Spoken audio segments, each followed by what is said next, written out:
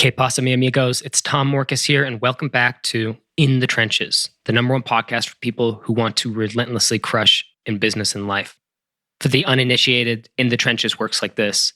Each week, I bring you a new guest who is building, creating, or making something extraordinary. I take you behind the scenes to see how they do it, what inspires them, and most importantly, how they think about the problems in front of them. And finally, I attempt to deconstruct this information and turn it into practical, bite-sized tactics, techniques, and strategies so that you can incorporate this stuff into your own biz or life. In the Trenches podcast listener, John O. Bacon exclaims, quote, "Great show, interesting, informative, and insightful," end quote. Thank you, Mr. Bacon, for the perfect 5 out of 5 star review on iTunes. You're number one.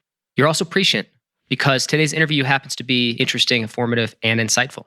Today, I sit down with Jennifer Lehner to discuss how to start and grow a profitable, recurring revenue membership site.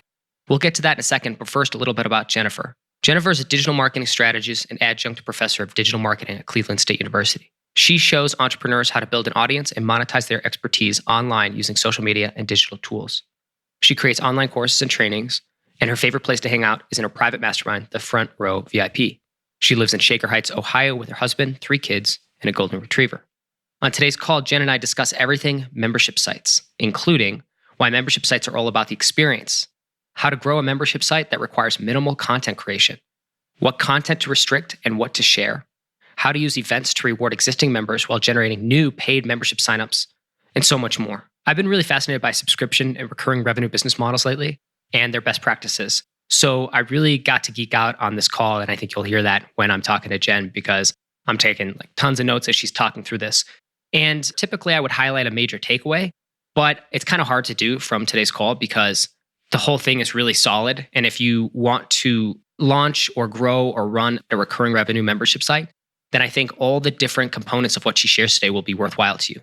There's a lot of different little tactical things, a lot of best practices that she kind of just pulls open the curtain so we can all see it. And I thought that was really awesome because it actually validated a lot of the research I've been doing, the conversations I've been having with other people. And there's nothing that was said that stood out to me as seemingly wrong. It just validated a lot of things that I thought to be true. And now I think that's good indication that this is probably some really good stuff that you can use to start getting really good results with your membership site. So I'll leave it at that. Bottom line is I think you're really going to enjoy it. And I hope you do. And if you do, leave a review on iTunes. Go to tommorcus.com/iTunes and leave a rating review. And I'll make sure to give you a shout out on the next podcast episode. And by the way, leave a question in the review and I'll answer the questions just directly in there. I realize I can't really manage the questions otherwise, but I'm going to start doing maybe some mailbag stuff at the beginning or end of these episodes or as separate podcast episodes. So you guys can let me know if you want that or not. Just leave a review, tommorcus.com/iTunes. Thank you guys so much. You ready to rock and roll? Let's do it. So Jen, take us back. What led you to creating your first membership site? And which I think is kind of like one of the major things that's kind of led you on your path to kind of where you are today and some of the projects you're working on. But maybe the story begins a little bit earlier than that as well. But maybe you can kind of take us back to that kind of origin story moment. Yeah, I was desperately searching for my flagship thing. You know, I had done some successful courses. The courses were doing well, and I had a nice sized Facebook group, free Facebook group called the Front Row, which I still have. And it was very active and I was really hustling in there. And by hustling, I mean, I was just working my tail off to make these people love me. I'm, just a horrible people pleaser. and so I don't know, but I was trying to prove myself, whatever, giving massive, massive value in there, teaching stuff in there that most people definitely put behind some sort of, gateway or turnstile. But it was very deliberate because I knew that eventually those people would be the people who would end up buying from me. And I had a friend who had already dipped her toe in the waters of membership sites. And she had been telling me for a year, just go ahead and open up a membership site. You've got a mountain of content and you already have these people who are really digging you. So just do it.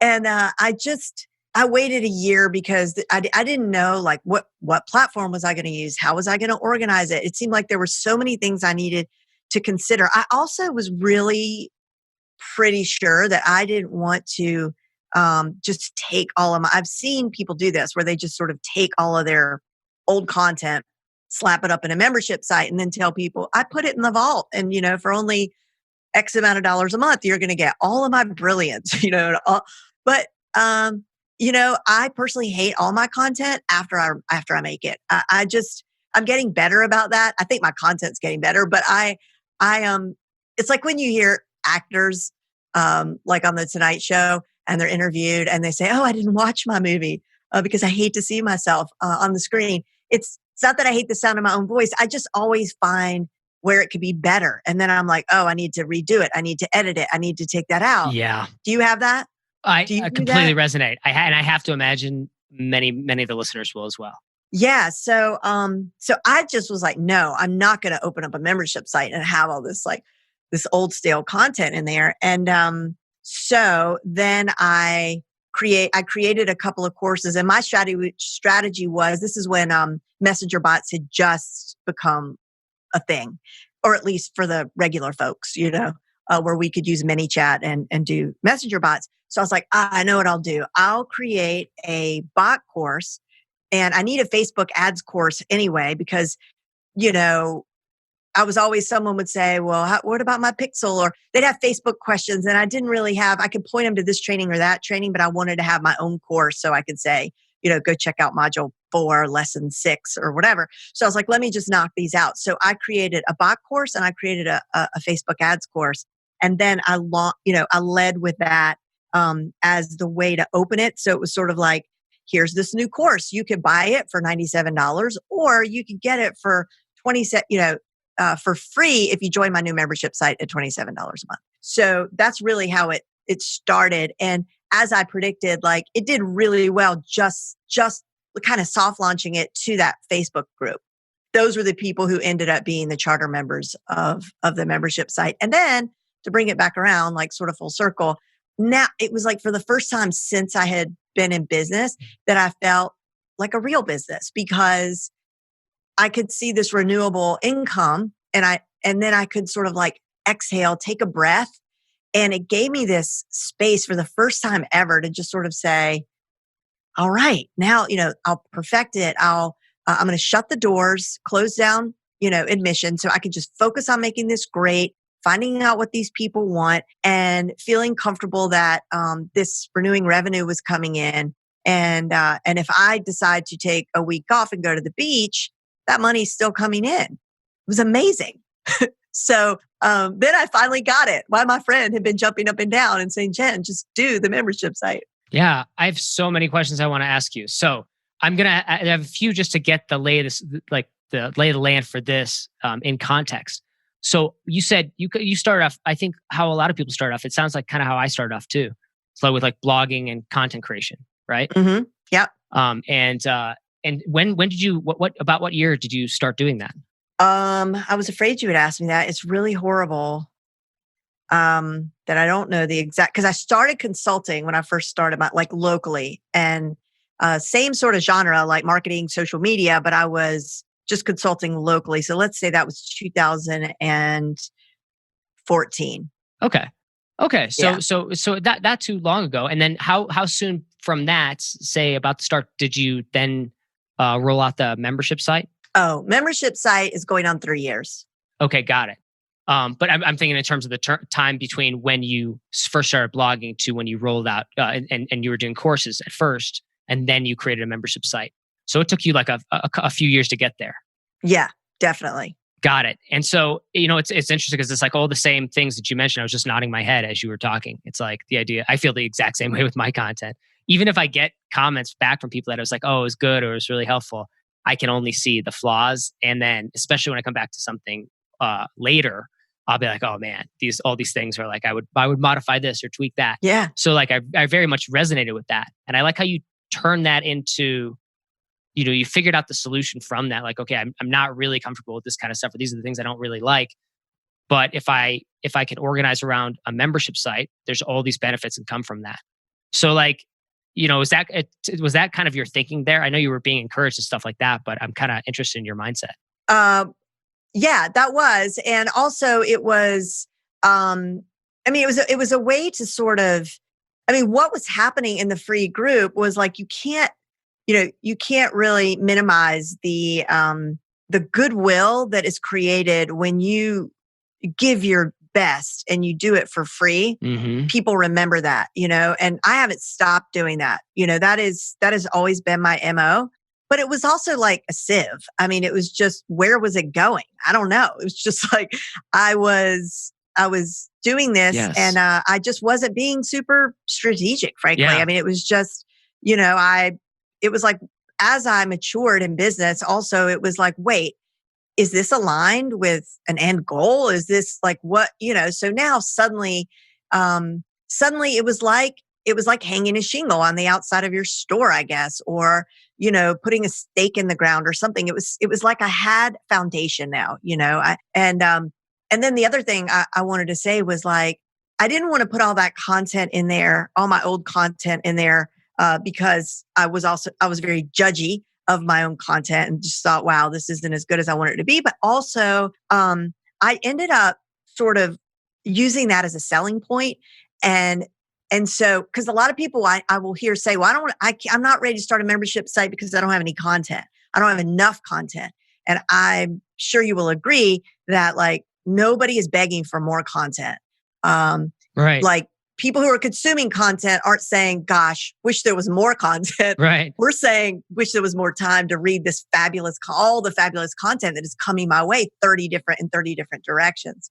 So my spin on it was, I am not going to drown you in a bunch of content. What I'm going to put in here is going to be tight and concise and pointed, and that's what I would say that anybody could start a membership site tomorrow, if only by promising an experience. And I do think experiences are what people are really looking for now, whether it's a course. Well, it depends. I should take that back. Not all courses. I mean, if you're going to take a photography course and you want to learn how to use your new DSLR camera, you really just want to get in there, watch the lessons, learn how to do it, and get out of there. I mean, you're not looking for any kind of like meaningful experience necessarily. But with membership sites, I think people are like, they want to meet up in a Zoom call and not just get to know you, the person who's hosting it, but maybe have an opportunity to have a mixer and get to know each other and that sort of thing. So I know a lot of people, like Brendan Burchard, I think he shows up once a month, does a coaching call, but then there's like a community built around it and all that. But it's not like he's creating a new course every month, And a lot of people are doing that, just doing like a membership site where you get like a 1 or 2 coaching calls a month, group coaching calls a month. Maybe there's some sort of supplemental material that goes with that. But I'm seeing more and more of that. I'm also seeing more and more people who are not doing monthly options anymore. They're saying just doing annual options, which I think is interesting, because I think we're now at the point with membership sites where they were the little darling and everybody's chasing this renewable revenue.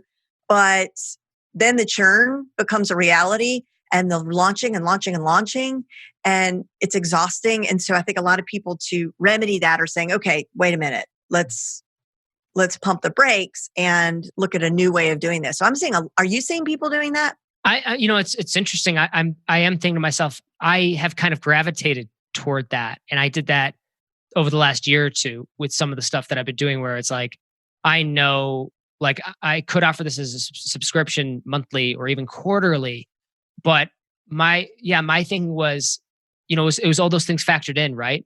But it was also part of you mentioned experience. And I think this is what factored into it. I knew that for people to get value out of like the particular group that I was kind of leading, it was kind of around product launches. It takes time, right? Right. And way more than you think. So I was like, it doesn't seem in alignment to offer monthly. So that's kind of why I gravitated toward it personally. It just made more sense. But on the other membership side of things, like seeing if other people are doing this, I haven't. There's nothing it hasn't hit me. Like I haven't noticed it. So I think that's kind of interesting. It just, what you're saying seems to kind of validate my thoughts personally for some of the reasons I would move to that model.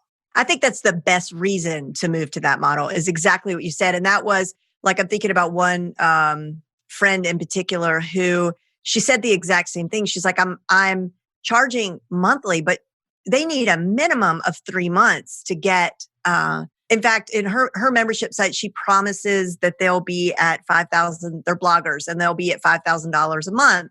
That's her big, bold promise, is that she can get them to $5,000 a month. They're new bloggers, and that they could get to $5,000 a month in revenue following her system. But they can't do it in a month.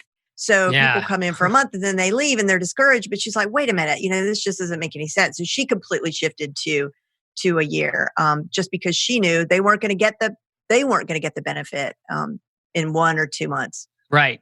So so it's like the membership site is, I think on that note, one of the things that I extract there, like points of wisdom we'll say, is make sure, the subscription, the revenue model is consistent with or in alignment with like the mission itself, like what purpose it serves. I think there's probably tons of examples of membership sites where monthly still does make a lot of sense, right? Just kind of just like the caveat you made with e-courses and how people want experience. Well, not necessarily all courses. Like, and I completely agree with you. It's like, some you just want A, B, C, D, E, F, G, like do this step by step, and you learned a new skill or something like that. But I agree that there's others, and probably people who are listening to this, I actually know I don't want to make any assumptions, but you may fall into that category where you do want to make it more of an experience.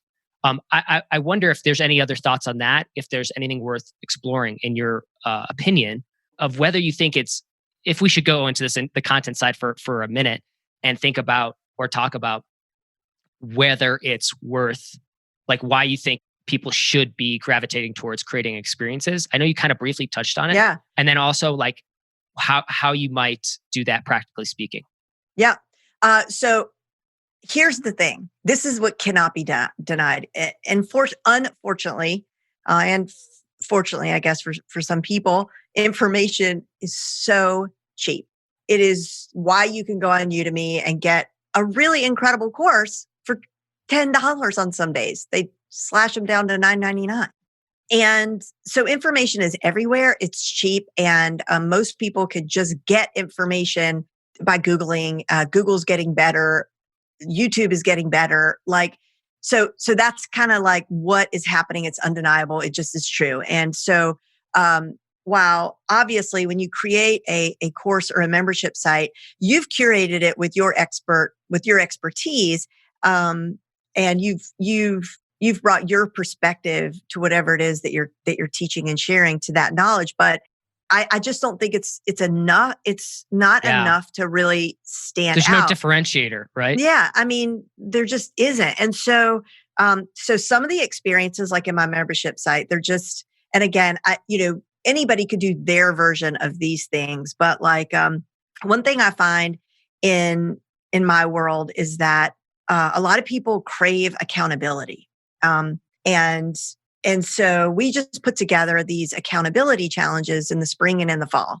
Whatever the challenge, in our case, accountability seems to work well. And it doesn't take a lot of time, and it's easy for us and it's easy for them, but they absolutely love it. And in fact, I've been able to launch around it as, okay, the spring accountability challenge is starting. If you want in, doors are open to Front Row VIP, for the next 10 days or whatever. And so that's an experience that they love, we love, and they get great results from that.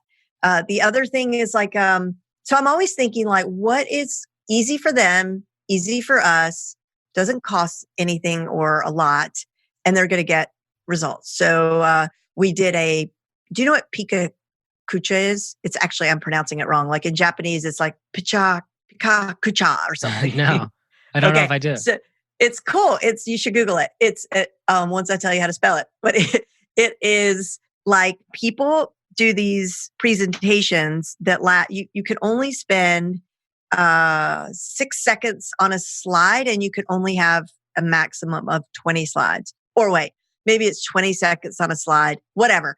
The thing is, these presentations are really short, and you can only spend up to X amount of time on each slide. So by the time you're done with this whole presentation, I think it's like 6 minutes long max. So they host these locally, like I'm sure they have one in your town, and these Pika Kucha nights, and you go, and it's really, really cool because people will give these presentations on every topic under the sun.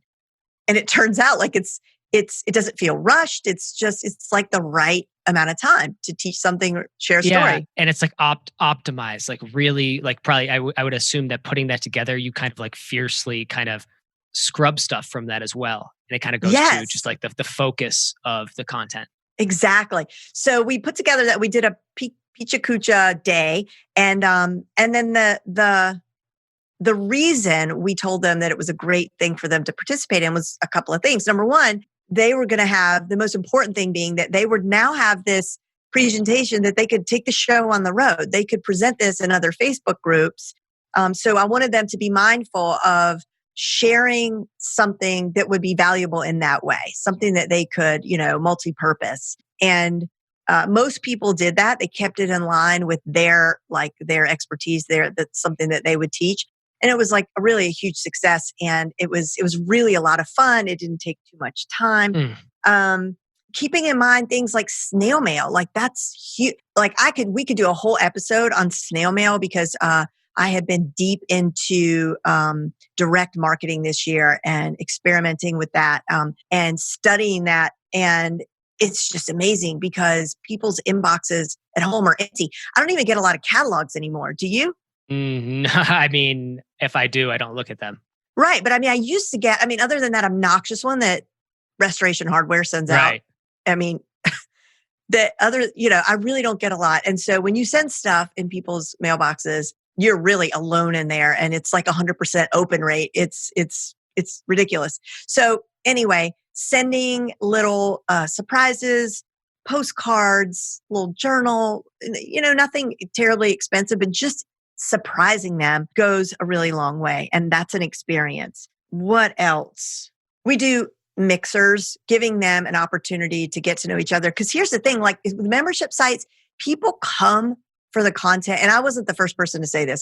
I got this from someone else. I wish I could give attribution. I don't remember who it was, but they come for the content, but they stay for the community. And I really think that's true because after they've consumed all your content or they've pretty much gotten the gist of everything that you have to teach, they're going to stay. In fact, I'm in a group like that right now. I know with my coaching with this person, I can just predict everything he's going to tell me to do. If I come to him and say, all right, I've got a launch coming up, what do you think I should do? I pretty much know what he's going to say because I know all his techniques and his strategies, but I'm not leaving because the community is awesome. And so that's what to me makes a membership site a membership site. Otherwise, it's a subscription based something else, but a membership site is like a community. So I see. No, it's a really interesting delineation there. There were a few questions that came to mind, and again, I know we can kind of branch off in a bunch of different ways. Let me just ask you this then: on the content, or actually, no, I want to shift maybe a little bit to. Well, no, you did mention this, so I want to clarify this piece. So when you're doing these kind of events, like, are those to your paying customers, to your paying members, right? yeah, these are the people already in. How are you then generating new leads and new traffic? To say fill the pipeline. So yeah, I guess the other part of that equation then, yeah. Okay. So same with the experiences. So like we will always we always try to open the doors when one of these experiences is coming up. And so That's what I was wondering. yeah. And if you have a free group, which I do, we actually talk about everything that's happening in the paid group and every single week. So like if we do a Q&A, I have a Q&A call twice a month. So on these Q&A calls, we do timestamps of the questions that were asked. So the questions are asked. And so let me back up. People submit their questions in advance for things that they want help with regard to marketing, business strategy, that sort of thing. And they submit these questions, giving us time to research, prepare, and give them thoughtful answers. Then we go live in Zoom. People show up or they don't, they watch the replay, but we timestamp the questions and answers. And then we share that obviously in the paid group, but we also share it in the free group. We also share it in our newsletter. So we'll say, those of you in VIP, here's the replay. Okay. Because now if you're not in VIP and you read that, you're going to maybe click on it or be like, oh, that's an awesome question. Look, I want to know the answer to that question. But when they click the link, they can't see it because they have to be a member. So it doesn't take any real extra effort on our part. So with those, so back to the experiences. So if we're doing any of those cool things, we will send it out in an email, just sort of lump it in there with other stuff that we're talking about, but making sure that they're aware.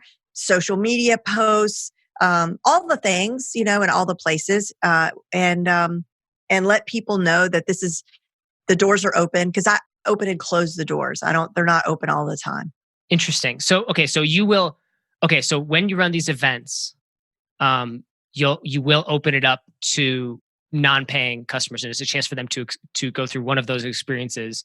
And then the idea. No. Oh, okay, go ahead. They pay. They like. Oh, okay. It's not like, I never do like those $1 trials or free trials or any of that. Mainly because I'm just too lazy to figure it out. Like I don't. Right. That just seems like, and people, or that people are going to come and then they're going to go and then they're going to. I mean, I just don't want to fool with that. Or they're going to say, "Oh, I meant to not renew and it auto renewed. Can you refund me?" I just don't even want to deal with that. Well, no, I'm with you 100%. It's like also with this I think can only come with wisdom, right? It's like as you do this long enough, you're like, when you're beginning, you don't see like the fractal nature of some of these choices.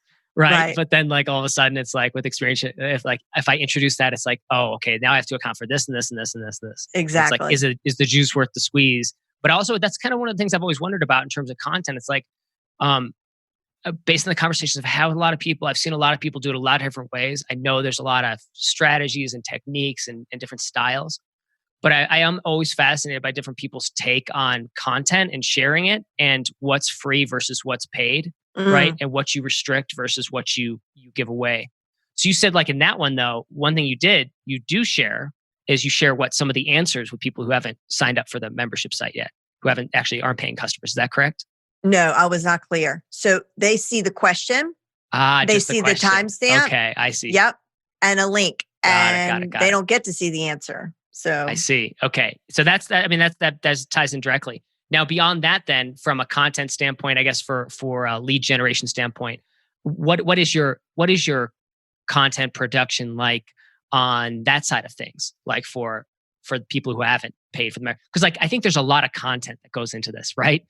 Just sometimes, and I don't mean that like you have to be like, it just sometimes it feels like it will be a lot of stuff you have to do, and I know you can reduce it by saying, well, more focus content creation, and I like that idea. But on the lead gen piece as well, I'm kind of curious, like what's kind of more public facing? What do you recommend there? This is such a good question. It's sort of like the eternal question. Right. Like I feel like, it's like what's free, what's paid. And I bet you will agree with this. I mean, I think that you would. And that is after a while, you feel it. Like you sort of know, you just know. Yeah. You're like, this I can charge for, this needs to go here. This should be for everybody. I mean, so it's hard to speak about it specific. I mean, for me, I just sort of know, but if I had to categorize like what I charge for and what is free, and I would say like 95% of what I create is free. But what I can do, and what I often do is like, if I do a really in-depth training, let's say on a live stream, I like to do that. It's like one of my favorite ways to create content is to do a live stream and teach something. And I will leave that, I'll leave that up, and then, but I let them know like, enjoy this. It'll be up for like a couple of days, and then I'm moving it over to the vault. What's the vault? Oh, that's a part of my membership site, Front Row VIP. Sometimes I won't do that because it's in line with a launch of something else that I'm doing. And so I need for that to stay out in the newsfeed so that I can build custom audiences off of it. And so then I wouldn't. But it really, but if I'm not headed towards a launch, then I'll just leave it up for a couple of days and then take it down. What else? Inside, I guess the main thing is that it's access to personal help is what's happening in the membership site. And there is exclusive content in there. So, they get access to all these courses that I've created that I don't sell, or that I sell individually, but they get for free. So like there's a Facebook ads course, there's a bots course, there's a productivity course that teaches you how to use Trello and Google Drive and Evernote. There is a course. There's not, I was going to say there was an Alexa flash briefing course, but that one is not included. And several. I mean, that's just a few, but I have a whole bunch of courses that are available if people want to buy them as a like a one-off, or they get access to all those courses for free. Quote, I mean, not free, but with their membership. So yeah, Plus everything else. Plus, right? Plus the calls, plus like all these other things. the The experience, yeah. experiences. Yeah. Yeah. I'm curious. This is fantastic stuff, and I know we're coming up close to time here. So I want to be cognizant of that, but I want to ask you maybe one, maybe two more questions on this. Sure. When it comes to the membership sites, yeah, I guess one of the things I like that idea, that strategy, because I say the other things like time, and it's like creating new content. So I like the idea of like, well, I still like to give a lot of stuff away for free, but yeah, it's I struggle with that, and then also think about like, and then also feeling like this urge to like have to create content like privately. And I know there's some nuance there. Like if it's a full on course, that makes perfect sense to me. But I like the idea of like doing it live and then putting it behind the vault. It makes me think that like the idea of running a membership site can be doesn't have to be too complex, because that seems really simple and effective. And it also seems like it doesn't take that much time to do that per se. So I guess I'm wondering, like, and honestly, do you think you could, like, somebody could, listening to this, could actually have a membership site on the side, like something they do part time, or do you kind of have to be all in to make this an experience? Oh no. One of my clients is a music teacher in Australia. Okay, that's her full time job. She's a grandmother. She's probably headed towards retirement. Okay, but she's at that stage in her life. Okay, but she has a full time job as a music teacher. She was just throwing stuff. Have you ever heard of Teachers Pay Teachers website? Mm-hmm. All right, so she would put up these like little worksheets, like little like color by numbers and like word searches and stuff like that teachers could download and give to, share with their classrooms, right? So content for them. She was doing that as a side gig and was making 60,000 US dollars without even trying. Okay, with these little downloads. So that was her side gig. So I was dying to get my hands on her work, because I was like, wait a minute, because Teachers Pay Teachers, you don't get to market to, you don't get the people's email addresses, you get nothing. And she had a huge following on her Facebook page, but she didn't. Anyway, my point is, we started a membership site for her as it's a side thing. And it's a side thing that's quite busy with a lot of traffic, but the way that she set it up, it's totally doable. In fact, she's got it kind of like automated. So she's got these like bundles of content that drop every month, an email that goes out to accompany it to everybody and to say like, your new content is dropped for the month. And she doesn't have, I don't think she has a community. She might have a Facebook group, but if she does, she's not spending a ton of time in there. And so like that's an example of how you can set up a membership site without having to be present all the time. But you have to be honest with yourself, right? Like, I mean, I think, you can't just assume you're going to have that kind of a result. I mean, she already had a proven product she knew that people wanted. But yeah, I do think you could. You just have to get your expectations straight. Yeah. Yeah. Adjusted. Yeah. That's a good point. I just wonder, it's like, when I think about the time I've spent doing these kind of things, membership site-esque type stuff, community oriented type stuff, like coaching groups and stuff like that, and just think about the time and energy that can sometimes go into it, and but that's also something you have to deal with, like as a coach or consultant or anybody. I think if you really obviously like care about clients or customers, like investing like a ton of time into it.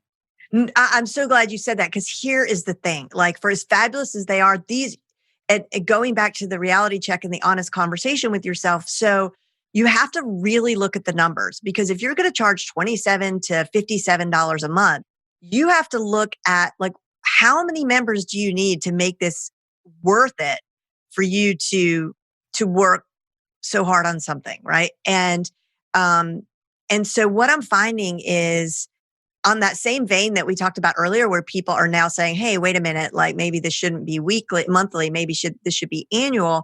A model that I love that I think maybe makes a lot more sense for a lot of people out there, because you can cannibalize, and I made this mistake, you could cannibalize all your other offers with your membership site, okay? You create a $27 product and suddenly you realize you're like, wait a minute, I can't offer this to these 200 people because they already get it all. Why would they pay for, let's say, 2 coaching calls a month with me in my small group coaching program if they're already getting that in my $47 a month program? You see what I mean? And so I see people making that mistake. I myself made that mistake. I was able to remedy it, thank goodness, but you have to be careful. So the model that I like that a lot of people are doing now is offering a product, whether that is a high ticket small group coaching program, even their one-on-one coaching programs, or a course, right? That is like a $997 or $1,000 course. After it's over, the invitation so after the coaching is over, after the program is over, they then qualify and are invited to join this group, this membership site where they can get ongoing support and access to new materials, et cetera, like the library. And it's like, yeah, that's so good, because I just feel like as far as the funnel goes, that can make a lot of sense. Just, do you know what I mean? Yeah, it's like it's more in alignment. Yeah. Again, kind of coming back to that a little bit. Yeah, because now, so you've already got, they've paid for the thing you really want them to most buy, right? But a lot of us say, okay, let's get them into the membership site, and then we can offer those other 2 things we have in our revenue stream, the higher ticket items, and that definitely does work if you're careful to not cannibalize all your other offerings inside your membership site. And that is a mistake people make in the beginning of their membership sites. They're like, want to prove to everybody that it's so valuable, this amazing thing that they've created, and they want to blow everybody's head off. I mean, blow everybody's minds. And so they just are like, they dump all the great stuff in there, and now there's nothing left to sell. Yeah. Interesting. Okay. So that'll take a little bit of just like, that is dependent on the person, the type of content, and then being able to kind of, there's nuance to it, but it's something you can kind of self-evaluate or something, I think, like, or self-reflect on. Like, it shouldn't be too complex. You can say, oh yeah, these are like, maybe my premium courses, for instance, or this is what I'd want to, to make sure doesn't get cannibalized, right? Like, generally speaking. Right, right. This is so super fascinating. I'm curious, now that we're coming up to time, is there anything I haven't asked you about membership sites? There was a lot I wanted to get to. I know we didn't get to what you're doing with Alexa. We'll talk, I mentioned that. We'll talk about that at the end when we wrap up, but also in the show notes, you can see all the other stuff that Jen is doing. But since we're focusing on membership sites today, because I think this has just been great, is there anything that I haven't brought up that you think is relevant for somebody who's trying to start or grow a membership site that I haven't asked you or haven't brought up? No, maybe it's just always good to mention like fundamentals and like some basics, like that you want to, like, if you really want to make sure that your offering, your membership site is that everybody knows about it, make sure you put it everywhere. Make sure you put it on your most visited page on your website. Make sure it's in the sidebar of your blog. Make sure it's in your every single thank you page. Make sure that it is maybe in the announcement bar of your website. All your free content should have it mentioned at the bottom. If you have a podcast, maybe your podcast is sponsored by your membership site, and you want to mention it in your podcast. So just good housekeeping tips that are so obvious, but sometimes it's the obvious stuff that's right in front of our face that we miss. Email signature, that sort of thing. I love it. I mean, there's just you know your stuff, Jen. I've really enjoyed this conversation. I think there's obviously we barely scratched the surface. There's so much to this, and hence why you have a membership site yourself. I know you're constantly coming out with new stuff. So where can people reach out to find you, connect with you, or learn more about you? And what do you have coming up for people to check out? Well, if they go to my website, everything will be there. It's JenLehner.com, JenLehner.com. And there'll be a little pop-up when you get there that'll invite you to subscribe to my Alexa Flash Briefing, where I give like 2 to 3 minute audio news every morning over your Alexa device about what's new in the world of online marketing and social media and so forth. And I've got a program coming up called frontrowceo.com. Called Front Row CEO, and that's the URL, is frontrowceo.com. And it shows solopreneurs how to scale their business by hiring virtual assistants, hiring, onboarding, and training specifically from the Philippines, and then creating systems in their businesses. I love it. You're taking the somewhat meta approach to this, but but done really well. Like in my opinion, because you're also zooming in on stuff. It's like I get a sense that you really know your target market here. You know what I mean? Like that's such an obvious program for anybody who's in this space, like kind of running their membership site. It's like the next obvious thing, after you get a membership site up and running. So kudos in that. I know you thought about that, but I think it's interesting. I don't see it all the time. People kind of like, you have to be really prolific with content to keep creating as much content as you do. I will say that, or it seems like from the outside when I look at your work. It's just all an illusion, but thank you. Awesome. Well, definitely check out Jen's stuff, guys, if you are curious about learning more about membership sites and a lot of this other stuff that we didn't even get to talk about. The Alexa stuff you're doing is really fascinating. Maybe we'll have you back on for a call in the future. But Jen, thank you so much for being on In the Trenches with us today. Thank you so much for having me. Really enjoyed it. And that wraps up another broadcast of In the Trenches. If you enjoyed today's episode, please leave a rating review. Just go to tommorkes.com/iTunes, and that'll take you to iTunes where you can leave a 5-star rating review. And that really helps spread the word about this podcast. And finally, if you need help growing your online business or generating new traffic, leads, and sales at a profit, reach out to me at tom@tommorkes.com or head over to the website tommorkes.com and sign up for the free newsletter.